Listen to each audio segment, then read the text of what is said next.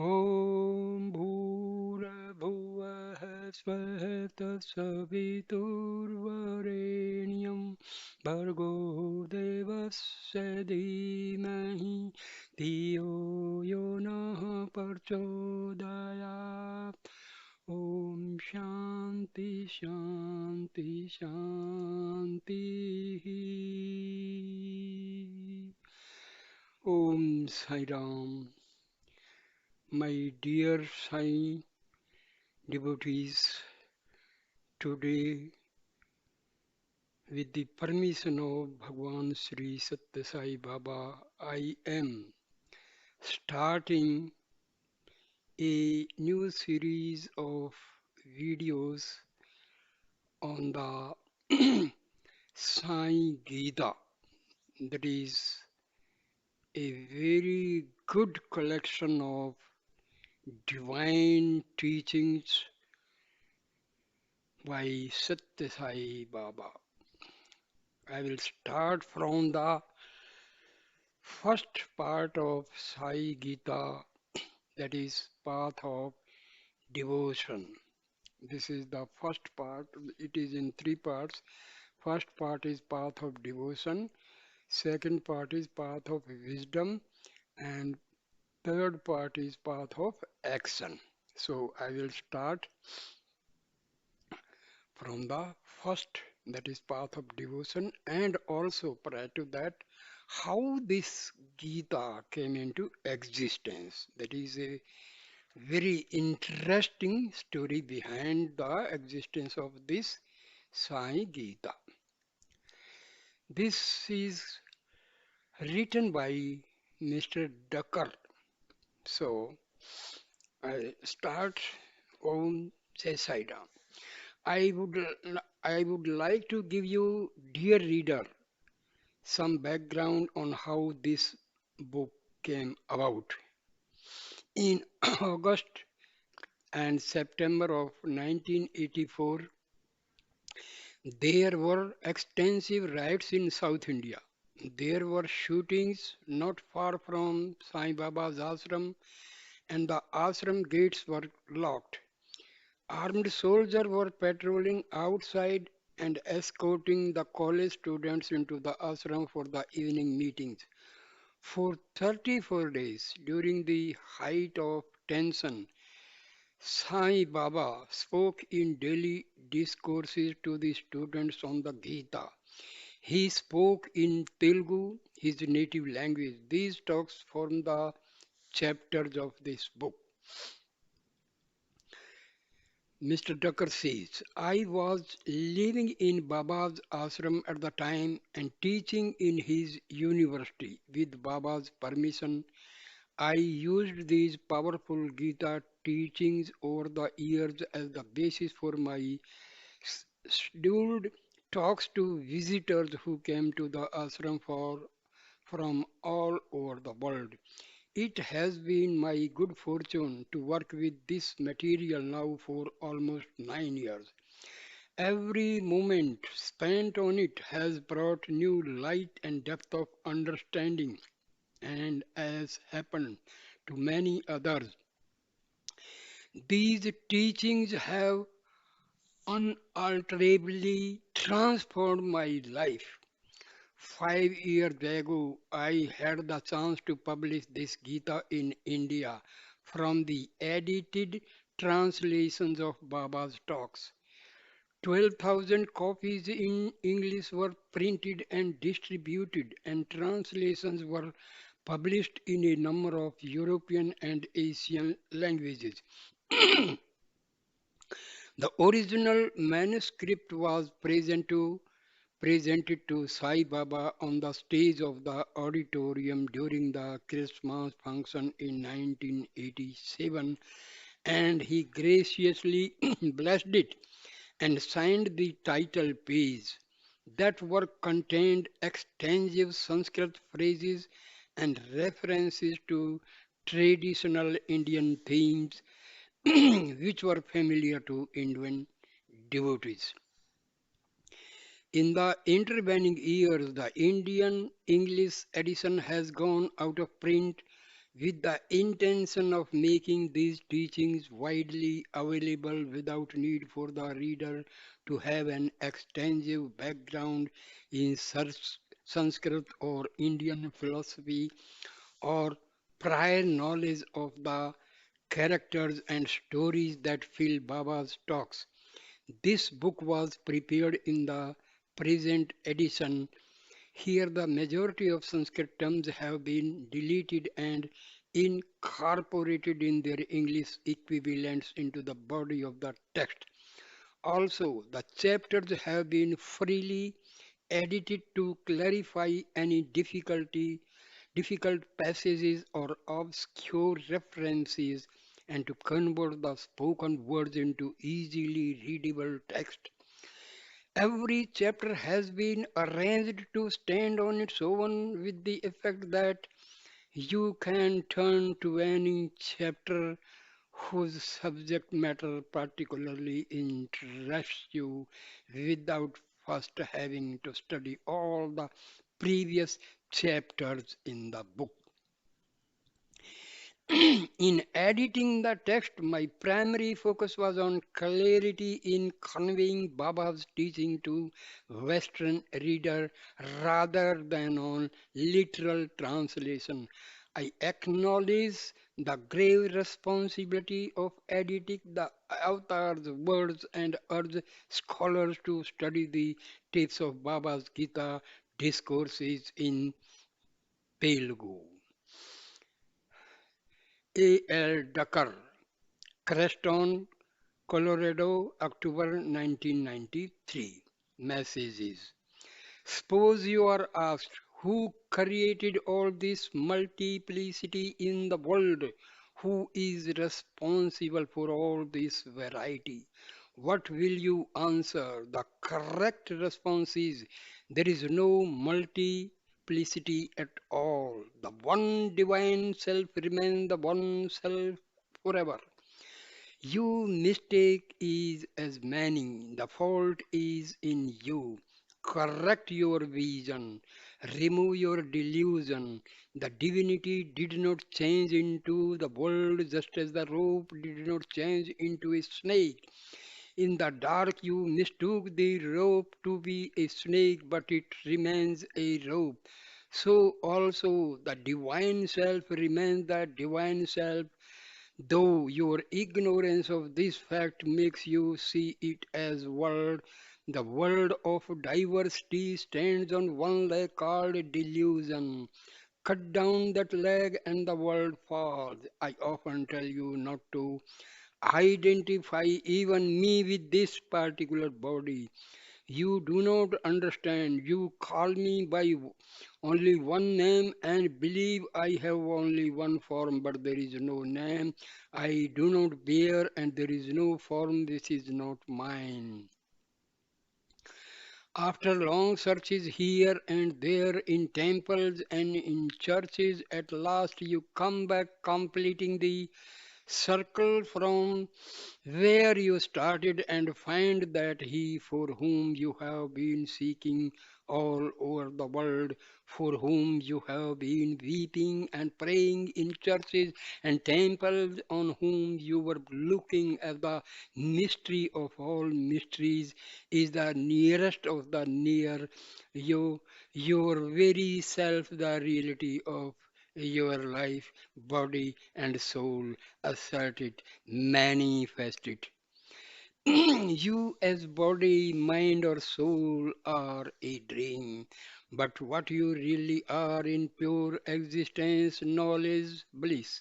You are the God of this universe. You are creating this whole universe and drawing in it in to gain the infinite, the miserable little prison indivisibility must go follow the heart. A pure heart seeks beyond the intellect, it gets inspired. Within you is the real happiness. Within you is the mighty ocean of nectar divine. Seek it within you, feel it, feel it. It is here the self. It is not the body, the mind, the intellect. All these are simply manifestations. Above all these you are. You appear as the smiling flower, as the twinkling stars. What is there in the world which can make you desire anything from sayings and writings of Sai Baba? Few words about my dear Sai Baba. For the countless millions of devotees who have come into his fold, Sai Baba is the avatar of this age. He is revered as the incarnation of the full power of divinity. Such an auspicious advent has not occurred since ancient days when the divinity came into human form 5,000 years ago in another major age of mankind. Then he came as Krishna to enact the role of avatar of that particular age. Now the divinity has come again in the role of world teacher to guide and uplift mankind at this present critical time in human history. Just as sweetness cannot be understood through words alone but must be experienced directly through the taste, so also the Sai phenomenon cannot be understood by merely reading about him or studying his words or even experiencing him firsthand. His truth can be known only by fully living his teachings and practicing them in every thought, word, and action of daily life. By transforming our lives in this way, we discover our own truth. This is the rarest of all jewels, and this avatar has come to bestow on us. It is the deeper message of the mission for which he has incarnated, namely that the divinity appears among us in order to remind us of our divinity. I know who I am, he says. I have come to help you to realize who you are. In a sense, we are no less than He. We are God incarnate. That is the principal teaching of His Gita. He has come as a guide to help us realize our truth and return mankind to its divine source. The three incarnations of Sai, like Allah of the Muslims or Yahweh of the Jews or divine father of the Christians or the Buddha nature of the Buddhist or Ahura Mazda of the Parsis or the supreme self of the Vedantins or the great spirit of the Native Americans. Sai Baba is a name for the omnipresent supreme reality which in most religions is known as God. The one divinity takes on countless names and manifests itself in countless forms. It has chosen a 250 years period beginning in the early 19th century to manifest successively in three human forms as avatar for this Kali age to restore righteousness to floundering humanity. All three of these incarnations are called Sai Baba, which means Divine Mother Father. The present Sai Baba, born in 1926, is the second in a succession of three incarnations of the Sai Avatar. He is known as Satya Sai Baba. The first incarnation was Shri Sai Baba, who left his mortal body 8 years earlier in 1918. Shri Sai Baba lived his life exemplifying the unity of God and the brotherhood of man by ministering to both the Hindu and Muslim communities of central India, each of which claimed him as their own. For many years, he would spend alternate days living in a Hindu temple and in a Muslim mosque. The Sai avatar will remain in the present Satya Sai form until his mid 90s, well into the 21st century. Then, shortly after leaving his physical body, he will be born again in the south of India, appearing as the third and final incarnation At the time, he will be known as Prema Sai Baba and will complete the mission of the Sai Avatar to end this Kali age and usher in the golden age for mankind. Sai Baba's ashram Prashanti Nilayam. Satya Sai Baba took birth in the little out of the way hamlet of Puttaparthi in the south of India near Bangalore. Now a modern township has sprung up there called Prashanti Nilayam, the abode of ultimate peace, which is his main ashram.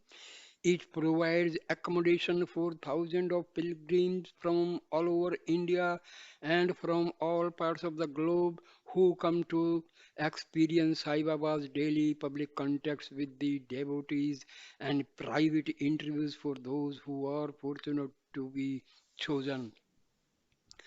The ashram houses a comprehensive educational complex where students come from all parts of India and abroad to live and study together. Small children can come into the residential program starting at the age of 5 in the primary school, then go on to the high school, college, and university levels, and finally on to the postgraduate and doctoral levels to complete their education 20 years later. The Sai educational system with campuses in various states of India is wholly non denominational and completely cost free. All the educational cost for thousands of students are borne directly by the Satya Sai Baba Trust. Also at Prashanti Nilayam is the central headquarters for the worldwide network of science service organizations engaged in a wide range of community service projects and in bringing educational in human values into government and private school system throughout the world. Recently, the largest specialty hospital in Asia was inaugurated inaugurated at the ashram. Here, patients, no matter how poor, can come from all over the globe for open heart surgery. They stay at the hospital with no charge for doctors, medicine, hospital service, food, or room. Sai Baba, the human being and the God man. The hub of all this activity is Sai Baba, who from his earliest days has attracted large number of people to him through his unique personal presence. He can only be described as the personification of pure selfless love, the embodiment of perfect peace and bliss, the essence of all goodness. He manifests every noble human quality that mankind admires, and he incorporates every divine quality that is characteristic of the avatar. He has the full power of nature in his hand. He has all knowledge at his command. He knows the past, present, and future of everyone who comes to him. He manifests himself in many parts of the world for the sake of his devotees. These characteristics, namely omnipotence, omniscience, and omnipresence, are the mark of a full incarnation of the divinity. In his teachings, he befriends all faiths and emphasizes the unity of all religions in the oneness of divinity. In his personal manner, Sai Baba displays a majestic grace and at the same time an exquisite joyfulness in the midst of a splendorous temple and ashram. He lives in a small, simple room and maintains an austere lifestyle, completely committing his time from early morning to late at night to ministering to the needs of those who come to him. Not being limited to the physical plane, Sai Baba works in all dimensions, gross and subtle, appearing through visions and dreams and inner experiences, as well as in his physical form. as the divine teacher guiding the spiritual unfoldment of his devotees. He inspires from within and directs from without. He illuminates the heart and transforms the mind and reveals the greatest of all treasures, the immortal Atma, the universal self abiding in every heart. The Sai Advent. These 2.5 centuries encompassing the Sai Advent are a unique time of great spiritual significance in the history of the world. During this period, many saints and sages are also appearing on the earth in order to advance the divine mission of revitalizing spiritual values and reversing the present downward trend of moral degeneration which is engulfing the world. In the millennia to come, generations will look back with great awe at those of us who lived during this sacred time, much as we might look back at those fortunate ones in other ages who were the contemporaries of Rama or Krishna or of Moses, Jesus, and Buddha, Muhammad, or Zoroaster, who had the unique chance to experience their sacred presence directly. Very rarely in the long span of human existence has the divinity taken a human form on earth and allowed itself to be widely recognized by many. And even more rarely has the divinity come in all its fullness and glory as avatar of the age, as is true today in the form of Sai Baba. Now, the full power of God can be directly approached and experienced by all, and his teachings, which have the authority of the source of all wisdom, can be understood by everyone, for he speaks to us in the language and the idiom of our present time. Introduction to the Gita.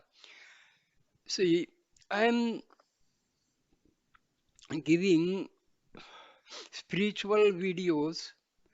Today I was just sitting and suddenly from my inner core of heart came a message. Please,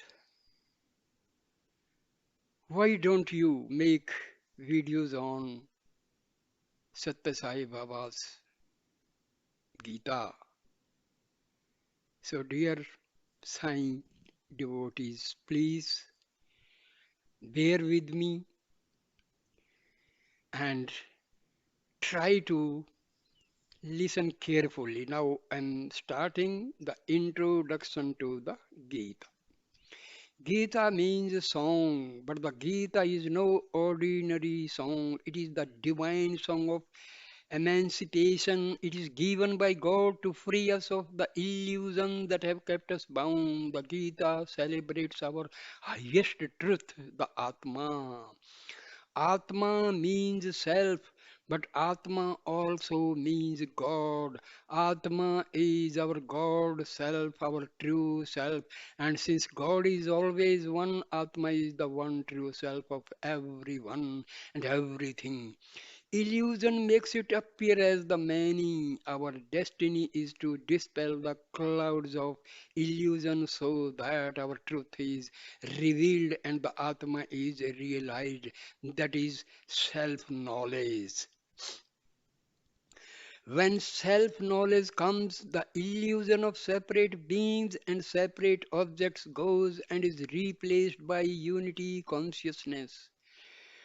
Self knowledge is the only knowledge that has truly eternal and lasting value, for it enables us to transcend all the limitation of time and space and be immersed in the bliss of the Atma.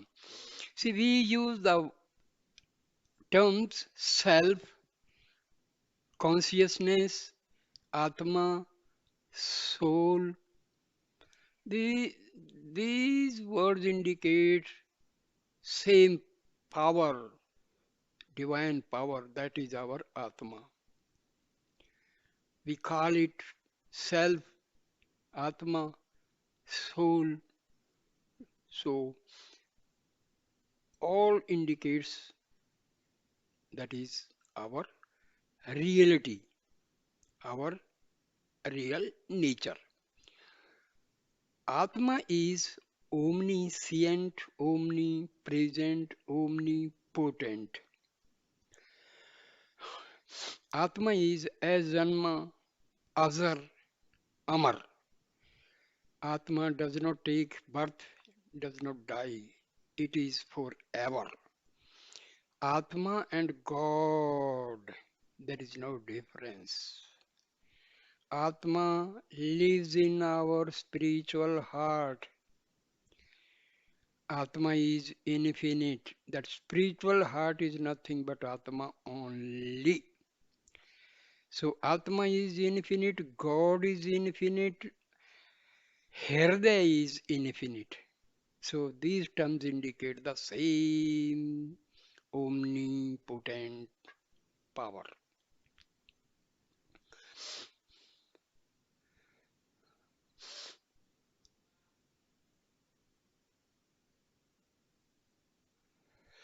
In every major age, God comes as avatar and teaches the Gita to initiate us into self knowledge and dispel the veils which hide our divine nature.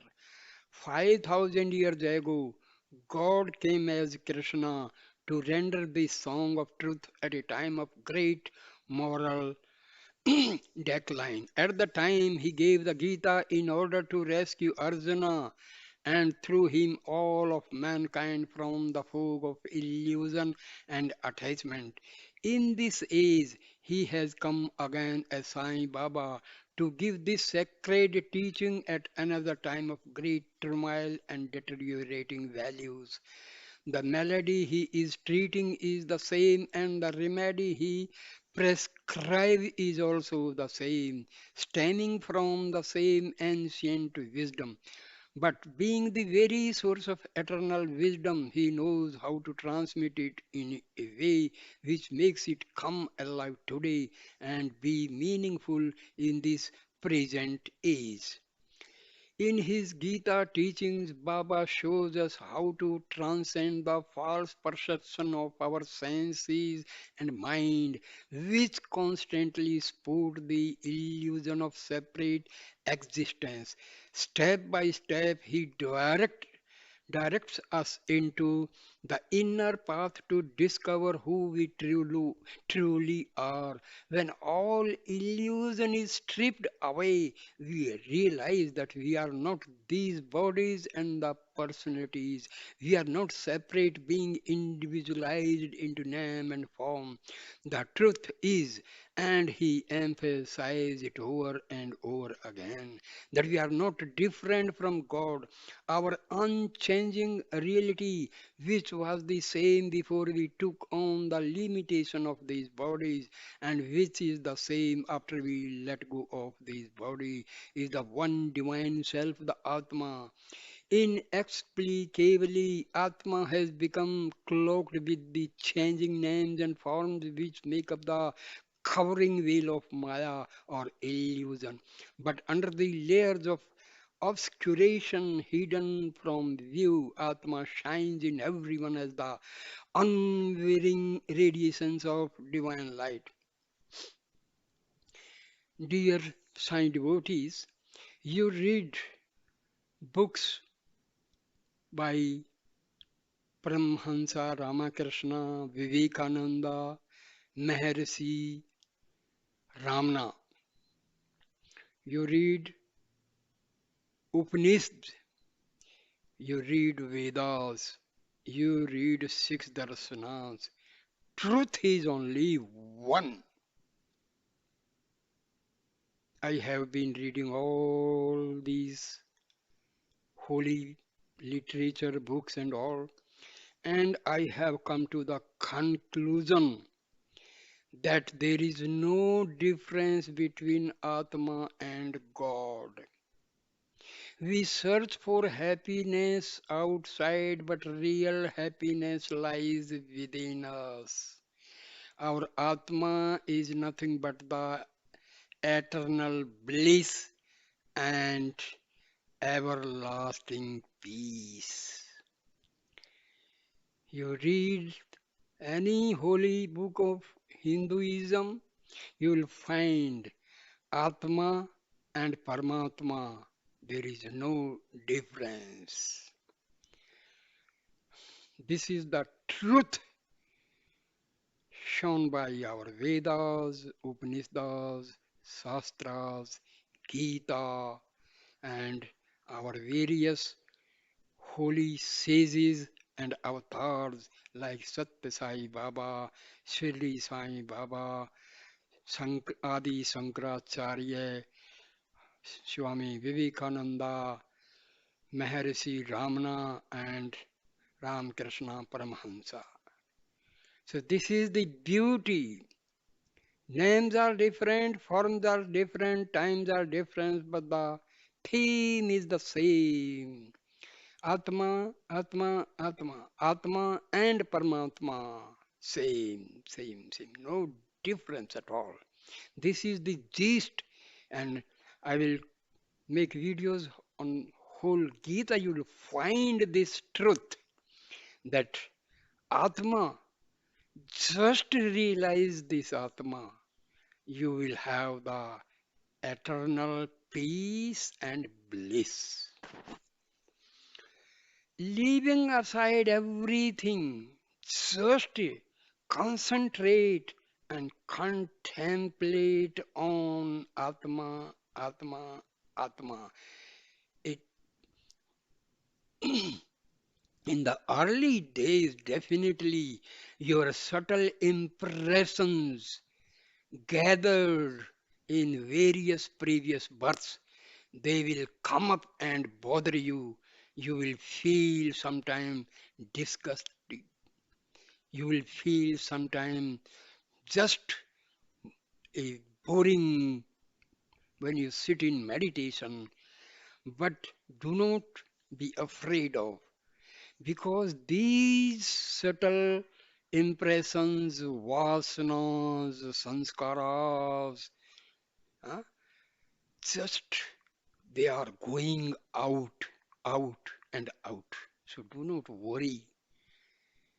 If you are having very negative thoughts when you are sitting in meditation, do not worry. You are on the right path, because the thoughts which are present in our chit or subconscious mind, they have been sitting there for the last millions years. So do not worry. Please try to listen the Sai Gita and contemplate. Contemplate. That is the most important point. And you will enjoy. You will have the real happiness. To realize this requires a purification of consciousness until only pure awareness, unbefogged by illusory mind stuff remains. Baba tells us, see, dear Sai devotees, we talk about mind, we talk about ego, we talk about Atma, we talk about Brahman, Paramatma. See, in this world, our day to day working depends upon our ego and mind. Ego controls this mind, and we do all our worldly tasks. Atma is remaining simply as a witness. Another great thing I tell you, all our actions of day to day life are controlled by prarabdha. Prarabdha, the karmas which are stored in our chitta, and time has come for their fulfillment. These prarabdhas are the karmas which will take the form of practicality. We will be facing our prarabdha, but if you do meditation, concentrate on your deity, Rama, Krishna, Sai Baba, or Shiva, Vishnu, as you wish, even Christ, Muhammad, any deity whom you are having the faith. So, this will help. And another great thing I tell you, people they talk about controlling the mind. My dear friend, first thing we should know what is mind. Mind is nothing but the continuity of thoughts arising from the soul. Every now and then the thoughts are arising from the soul. And the main thought is, I am the body. This is the basic thought arising out of Atma. And this is very subtle. Without our knowledge, this is always, arising from our. All other thoughts, they follow this basic thought. I am the body is the first thought, and rest all thoughts follow this basic thought. So, our mind is a temporary phenomenon. In actuality, it does not exist at all. And it is, you can say, the part of Atma. And Atma, omnipotent, omniscient, omnipresent. Mind is finite and its source is infinite.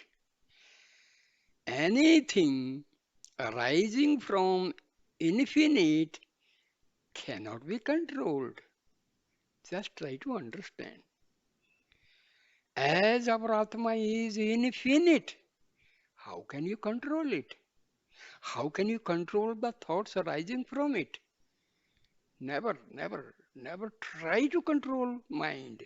There is a way, there is a way. It should not be controlled, but it should be given a direction. When this mind is acting outwardly, that is connecting itself with the world, Maya. If you change its direction to interior of ourself, to the spiritual heart, or to our Atma, a time will come you will feel completely silent.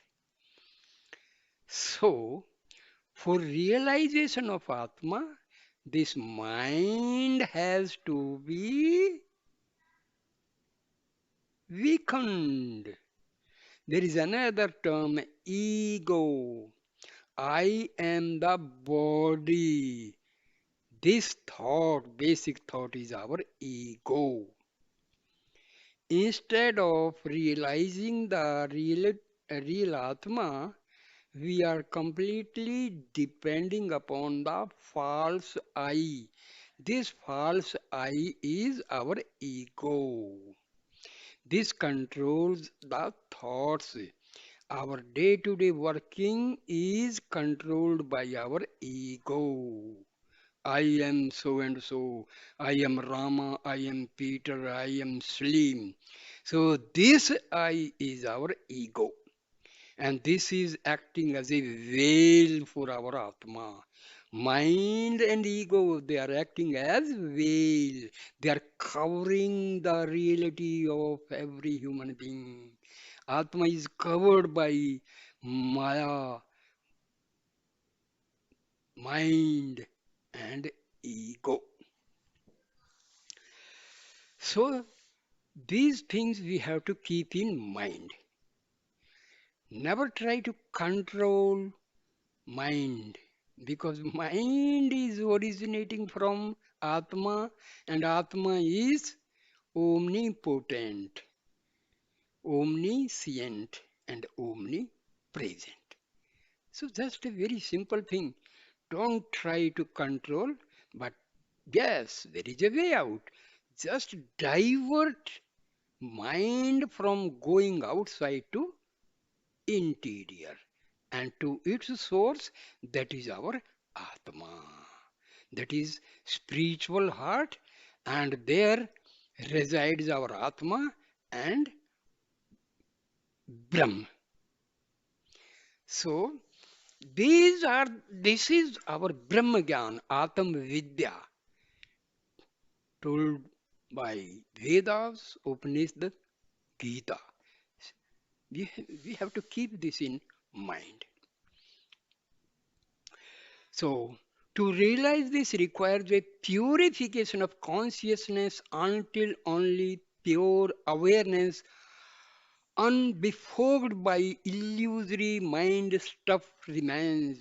Baba tells us that when we give up our outer vision and our fascination for the world and instead turn our mind inwards to gain the integral vision, we become steeped in unity consciousness. When we give up body consciousness, this body consciousness is known as ego. Remember this. We gain God consciousness. When we expand beyond our limited human awareness into the fullness of our potential, we become the who we truly are.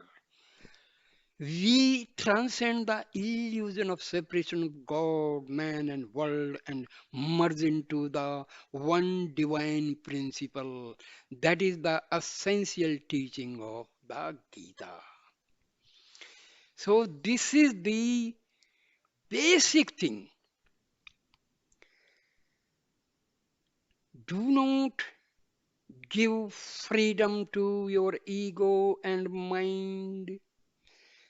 Just divert them to go to their source, that is Atma. So when we meditate, that should be our effort. Divert the mind and ego backward, inward to the source of these two entities.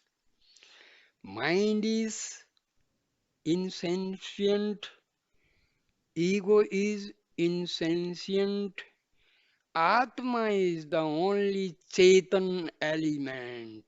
Chetana, that is sentient, sentient, living, rest everything. Our whole body is insentient, non-living, including your. Now, another great thing I tell you, prana. Prana is completely the ethereal space into this universe is filled with prana. Especially this prana is in the solar system. Gayatri,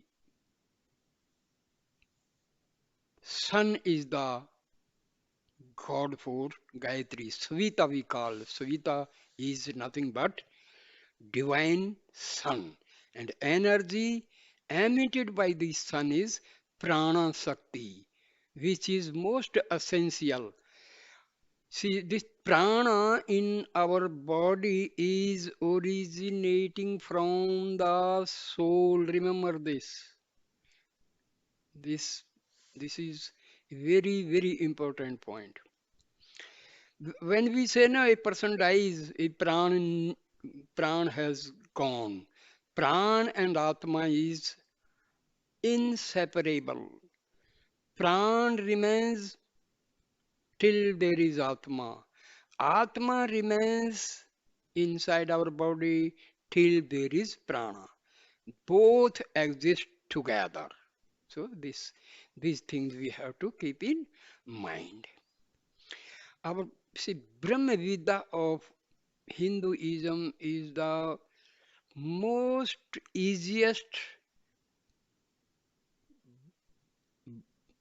provided it should be understood in the correct way.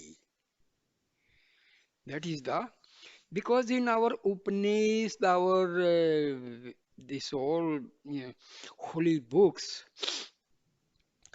our sages, they used to have some sort of examples, analogy.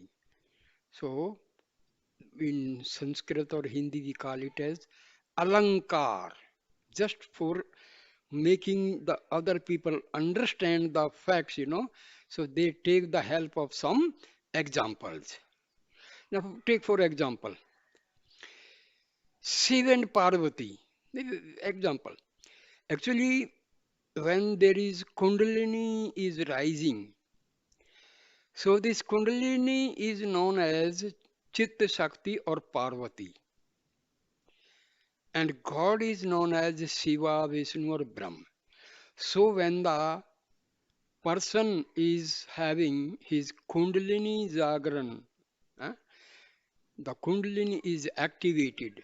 So this Chitta Shakti from the Mula Adhar passing through Swadhisthana Chakra, Manipur Chakra, Anahata Chakra, Visuddhi Chakra, Ajna Chakra, and Sahasrar. So, when it reaches Sahasrars, what does it mean? The Parvati is meeting Shiva. Atma and God are merging together. So these are, alankari type of, understanding. But people, you create stories and stories and stories. That is the problem. Very simple thing is misunderstood, and we just suppose you want to go to a destination in the north direction and you start walking towards the south. More and more you go to the south, more and more you are going away from your destination. That is the main problem. You have to execute the knowledge. Read Vedas, read Shastras, read Upanishads until unless you sit for meditation, have concentration, have contemplation, visualize, have affirmations. Then you will understand. Just by listening, hearing, nothing is going to change. Nothing is going to transform your life. Very, very simple thing. Daily sit for meditation 1 or 2 hours, definitely. Whatever you read, listen, just contemplate. Start. What is that? Who am I? Where from I have come? What is my purpose of coming to this world? What are my aims and goals in life? What I have been doing, and have I done something to achieve my goal and destination? So these things are required. Simply listening, reading, it will not help. You have to put your own effort. Even God cannot help you to realize yourself. God cannot give you liberation, my dear friend. Another great thing I tell you, do not be under a wrong impression that until unless you have a physical guru, you cannot liberate yourself, you cannot realize the self. No. See, guru means any power which takes you from darkness to light. So, my dear Sai Bhaktas, our Atma is our real Guru. Please understand. As Sai Baba used to say, I know I am God, you do not know you are God, that is the difference. So, Guru is nothing but our Atma and Paramatma. If you sit and when your meditation is successful, my dear friend, you will know the reality that your Atma is the Guru. Very, very, very simple thing. Please try to understand. You have to put efforts. You have to put efforts. You have to sit for meditation. You have to contemplate on yourself, and there is nothing difficult. Sit for meditation, visualize, and use the positive affirmations. I am Atma. I am Atma. My mind is originating from Atma. So my mind is going slowly and steadily to its source, that is the Atma, residing in the spiritual heart. I'm going deeper. I see here, I tell you, this I is your ego. There are two eyes. One eye is ego, the other eye is your real self, that is Atma. So this ego is commanding whom it is commanding? It is commanding ego, is commanding ego only. So I am going deeper, deeper, deeper and deeper, deeper and deeper, deeper and deeper to the spiritual heart. You visualize for few minutes, and I tell you, my dear friends, whatever I am telling, it is all out of my own experience, not just bookish knowledge. So after a few minutes, you will realize your thoughts are ceased to come out of Atma, and you get thoughtlessness. Another thing I tell you, we call mona, we call silence.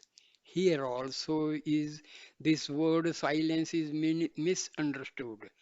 Silence does not mean you stop talking. Do not make speech. No, no, no, no. When you can stop your thoughts to come out of your Atma, that is silence. Ceasing of thoughts is known as silence, not just stopping speech. See, these are the basic things we all misunderstand, and we are just in a illusion and false. So that is only Maya. If we are taking unreality as a reality, try to understand. Taking unreality to reality, and what is unreal, we say real, and what is real, we take it as unreal. See, spirituality is completely subtle, no visible phenomenon. That is bit difficult. But if you have the clear conception of each and every name, every word, every sentence, every teaching, then there is no problem. So make sure your Atma is your real Guru. Real guru. Atma is your real guru. Your mind is temporary, non existent. Your ego is temporary, non existent, non existent completely. This is a fact. And this you can realize within a very, very short period, provided you have these facts completely in the diary of your understanding. Understand. So do not be. So you will find when we are going in various chapters of Sai Gita, you will understand what I am telling now in advance. Just why I am telling these things, because they will be acting as guiding factors. They will be guiding you. They will help you to reach the destination. So now, to realize this requires a purification of consciousness until only pure awareness, unbefogged by illusory mind stuff remains. Baba tells us that when we give up our outer vision and our fascination for the world and instead turn our mind inwards to gain the integral vision, we become staved in unity consciousness. When we give up body consciousness, we gain God consciousness. When we expand beyond our limited human awareness into the fullness of our potential, we become a who we truly are. We transcend the illusion of separation of God, man, and world and merge into the one divine principle that is the essential teaching of the Gita. Dear friends, Sai Baba will be happy provided you follow his teachings. Please try to understand. Sai Baba will be happy if you follow his teachings. The Gita is the very heart of ancient wisdom making of the perennial philosophy of the East. It is the basis of all spirituality. We are told that it had a profound influence on Jesus as well as on the Buddha, not to speak of the countless spiritual lights who have graced this planet in the millennia since the Gita was given by Krishna on the battlefield. The Gita has something for everyone at every level of the spiritual path. Baba talks to each of us at the level at which we are ready, paint, pointing us from the where we are to our final destination. If we incorporate this Gita into our daily lives, we will never need to read another book nor study another teaching. By following the directions given here, we will be led home to our own unchanging truth. First, however, there are a number of stages we must go through. They are best spoken of in terms of yogas. The Sanskrit word yoga speaks of union, referring to union with God. See, whenever you just sit for meditation and just contemplate on Baba, contemplate on his teachings.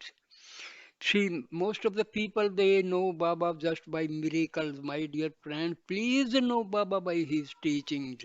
Baba will be happy. Baba will fully shower his grace provided you follow his teachings. Please try to understand. There are three principal yogas which Baba takes up here. They are Karma Yoga, the path of selfless service, Bhakti Yoga, the path of devotion, wherein we see the divinity in everything we see, and Jnana Yoga, the path of wisdom, the culmination of the spiritual journey wherein we dwell constantly on our highest truth. These yogas are the soap which purifies us and spreads away the layers of unreality that have covered the Atma.